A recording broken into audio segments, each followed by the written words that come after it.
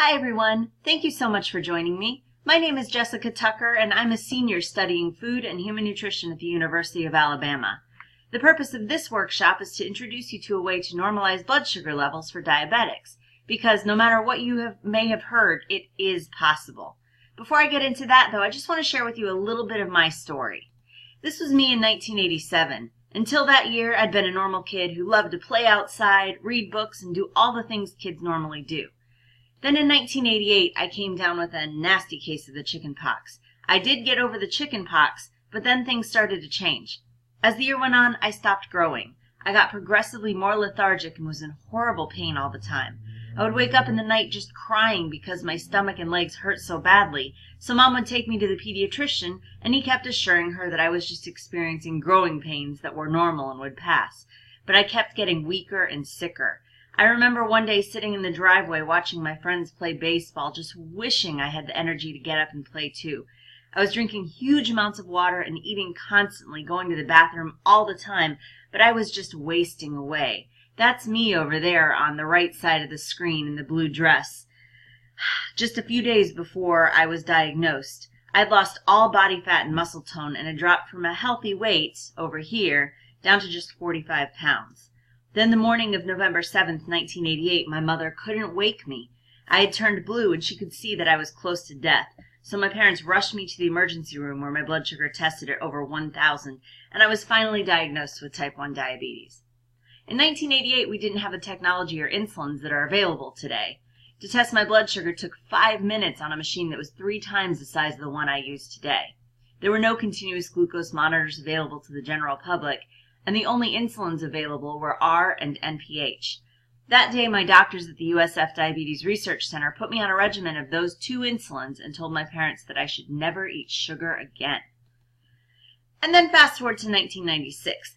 Now I was 16 years old and Humalog insulin came to market. Now this was supposed to be a game changer for management of type 1 diabetes. Now we had a super fast-acting injectable insulin. This meant that those of us with type 1 diabetes could eat anything we wanted. Bring on the cake and cookies and ice cream. I was so excited to finally be able to eat the same stuff as the rest of my friends and quickly jumped on the roller coaster. Because that's what it was. With the cake and cookies and ice cream came high blood sugars because that fast-acting insulin did not work quite fast enough. And once my blood sugar got high, it would often take more insulin to bring it down, which meant that I often would end up going dangerously low. For years I rode that roller coaster up and down. If my blood sugar dipped below 150, I felt shaky and unable to function. Despite my love of sports, work as a personal trainer, and a high level of activity, I developed polycystic ovarian syndrome and started gaining weight. And then my eyesight started to go. At one point, it took over 50,000 laser blasts and a surgical procedure to restore my vision, and I rarely felt good. So after riding that roller coaster of blood sugars up and down for 19 years, my A1Cs were running between an average of 8, which is a blood sugar of 208, and 13, which is an average blood sugar of 386. And after every doctor's appointment, I felt so defeated. I knew I needed to lower my blood sugars, but I couldn't figure out how. And then after an unrelated health scare, my doctors told me that I needed to get control of my diabetes or it would kill me. So somehow I buckled down and managed to get my A1Cs down to the 7s and was congratulated on achieving good control of my diabetes, even though that's still an average blood sugar of 172, and I was still on the roller coaster despite following the doctor-prescribed plan. Deep down, I knew there had to be a better way. So in 2016, I joined an online community of type 1 diabetic athletes and met a woman named Dana. I was amazed when she told me she had an A1C in the 5s and had maintained that for years. When I asked how she did it, she told me about Dr. Bernstein and a group of diabetics who achieved normal blood sugars through the use of a low-carb, high-protein diet. Now, this is not keto, despite what you've heard. This is not Atkins. It's a very specific, carefully studied, and laid-out protocol developed by a physician who has been a type 1 diabetic for 73 years. So I immediately began reading everything I could find on this man and his protocol. So who is Dr. Bernstein? Dr. Richard K. Bernstein was diagnosed with type 1 diabetes in 1946 at the age of 12. For more than 20 years, he closely followed the diet his doctors had prescribed to him, a low-fat, high-carbohydrate diet. but despite following doctor's orders, he developed a whole bunch of complications. And then in 1969, he'd had enough and took matters into his own hands. Now, at that time, blood glucose monitors were very expensive and only available to doctors and hospitals. So he happened to be married to a physician, so he asked his wife to get one for him. He began checking his blood sugars frequently and adjusting his diet and insulin injections to achieve better control. Within a year of doing this, he realized that the only way he could normalize his blood sugars was through reduced consumption of carbohydrates. After attaining those normal blood sugars, he was able to reverse all of his complications, including end-stage renal disease. He attempted to publish his results in medical journals, but was rejected because he was an engineer, not a physician. So Dr. Bernstein went back to medical school, became a doctor, wrote the book Dr. Bernstein's Diabetes Solution, which I strongly suggest you read, and opened a practice dedicated solely to helping diabetics achieve normal blood sugars and heal from or prevent complications associated with diabetes. So today, after 73 years as a type 1 diabetic, Dr. Bernstein is now 84 years old and has no complications. He exercises daily, including weightlifting. He runs a thriving clinic and sees patients at least 8 hours a day, and his average blood sugar is 83. So the average life expectancy for a man with type 1 diabetes is 69 years old. So how has Dr. Bernstein defied the odds and is still living a healthy, active life 15 years past the average? Well, it's all because of this. The entire protocol is based on the law of small numbers. The idea of this is that small inputs create small changes that require small corrections. So let me explain this a little bit more. The building blocks of all carbohydrates, from bread to rice to apples, are glucose molecules. And glucose is the same thing as sugar. What this means is that if you eat anything with carbohydrates, it will eventually break down into sugar. Now, if you have a normal metabolism, this is no big deal because glucose, or sugar, is the body's preferred source of energy. When a person who does not have diabetes eats bread, or potatoes, or rice, their body easily utilizes the sugar that comes from eating those things by producing insulin, which, as most of you already know, insulin is the key that unlocks the cells in your body so they can take in that glucose and use it as fuel. Unfortunately, diabetics, both type 1 and type 2, don't have that ability because, in the case of type 1, an autoimmune reaction caused their body to attack the beta cells on our pancreas that secrete insulin. As the beta cells die, they are no longer able to produce insulin, so the sugar from the food we eat cannot be used by the cells of their body. This causes the level of sugar in our blood to become dangerously high. Now, in the case of type 2 diabetes, insulin is still being produced, but the body becomes resistant to that insulin. This causes beta cells to go into overdrive and produce even more insulin. And this usually happens when a person is carrying a lot of extra weight, especially around the midsection. Because their body is resistant to all that insulin they're making, type 2 diabetics often have very high levels of insulin circulating in their body. This is called hyperinsulinemia. But because their body is resistant to the insulin, their blood sugars are still getting too high. And often those insulin-producing beta cells begin to burn out because they're being overused. This is why many type 2 diabetics will eventually need to take insulin injections to control their blood sugar. So basically, people with diabetes cannot break down carbohydrates. That's no big deal though, right? We can just take a shot of insulin or an oral medication and it all takes care of the problem. Unfortunately, it doesn't usually work out that well for us. Exogenous, or the stuff we inject, synthetic insulin, does not work exactly like the insulin the body is supposed to be making. When a person with a normal metabolism eats carbohydrates, their body releases insulin in 2 phases. The first phase happens as soon as carbohydrates are put in your mouth. Enzymes in their saliva sends a message to the pancreas to release stored insulin in preparation for the sugar that's being eaten. This keeps their blood sugar from getting abnormally high.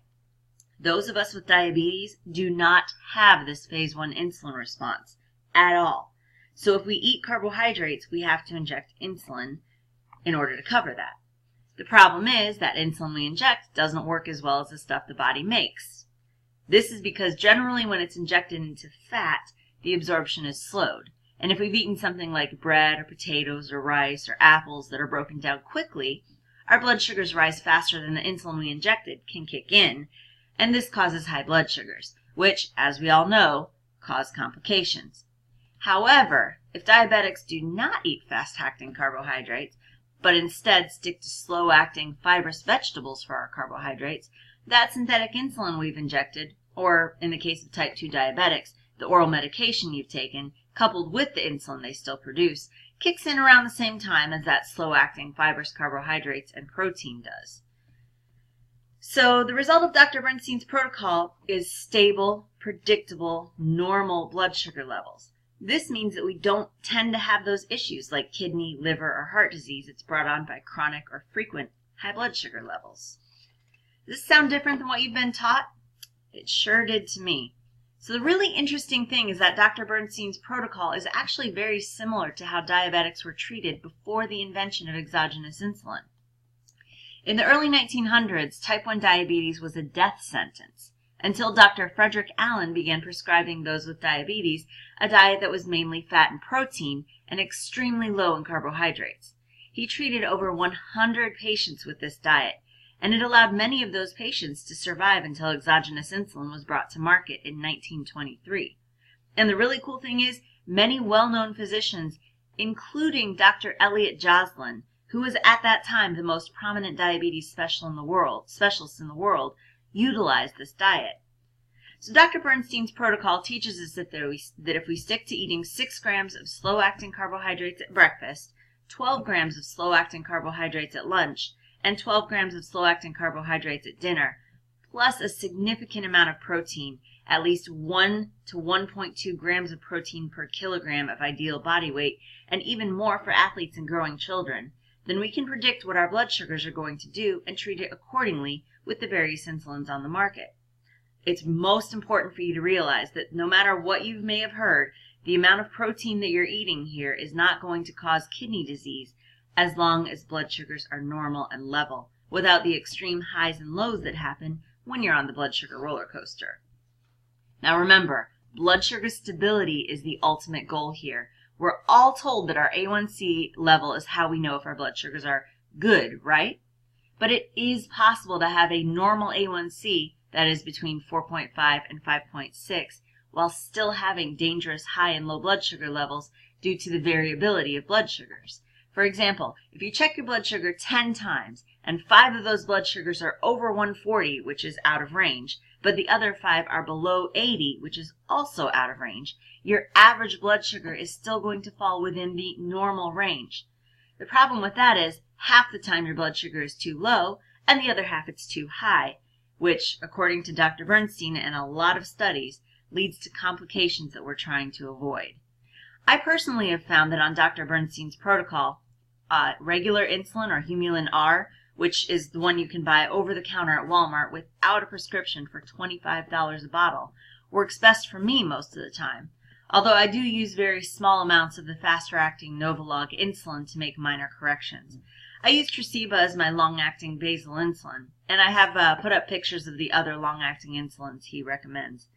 Now, Dr. Bernstein has found that multiple daily injections, or MDI, works best for most diabetics, but he doesn't insist that pump users change to MDI. So how many of you have heard that carbohydrates are necessary for growth?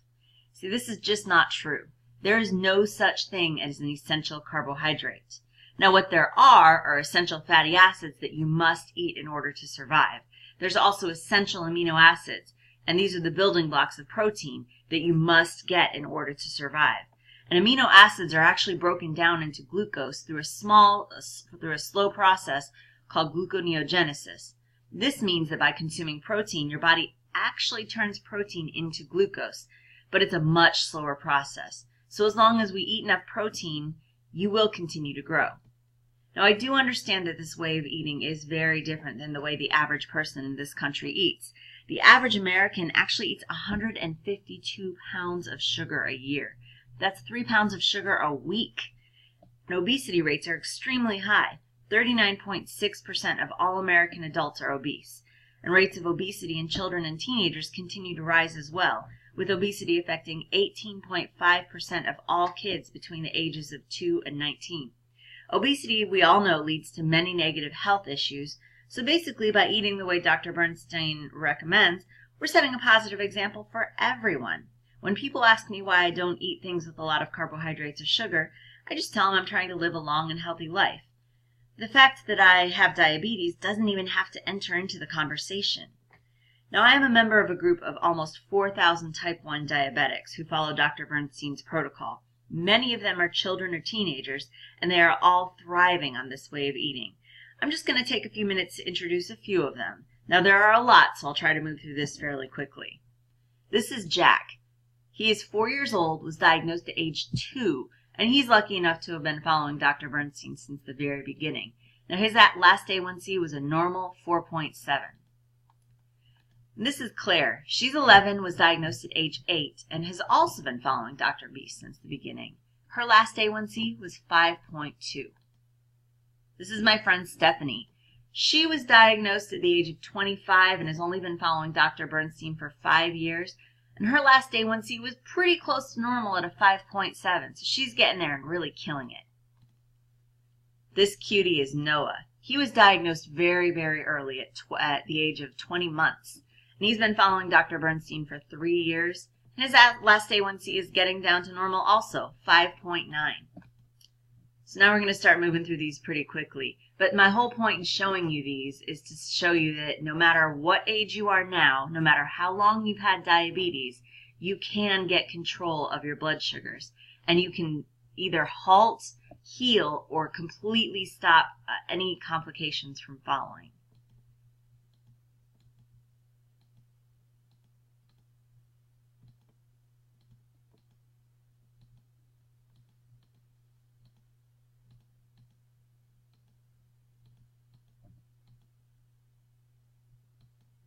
And this guy right here, he actually runs ultra marathons while on this diet protocol.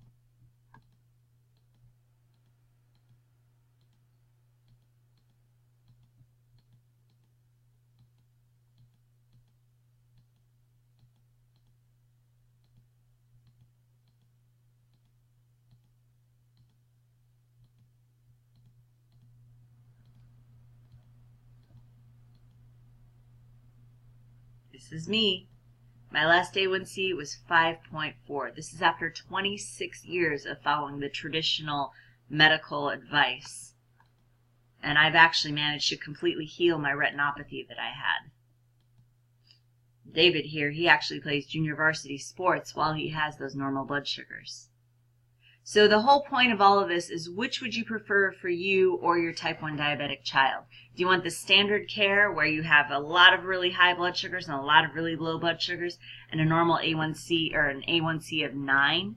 Or do you want to do the low carb where you have normal blood sugars, no crazy variability, you can live a normal, healthy, active life with blood sugars that are normal? So this is my whole point of everything. Even if you have diabetes, normal blood sugars are possible.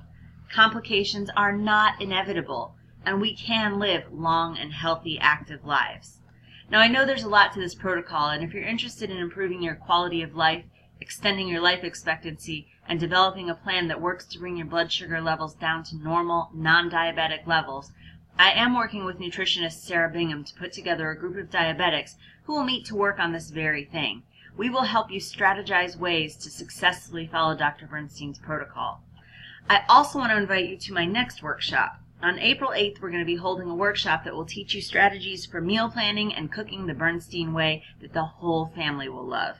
I will have some delicious low-carb foods available for everyone to sample, and we'll leave you with a bunch of recipes and resources for starting your journey to stable blood sugars. If you have any questions for me, you can always email me at answersfordiabetics@gmail.com. Thank you so much for joining me.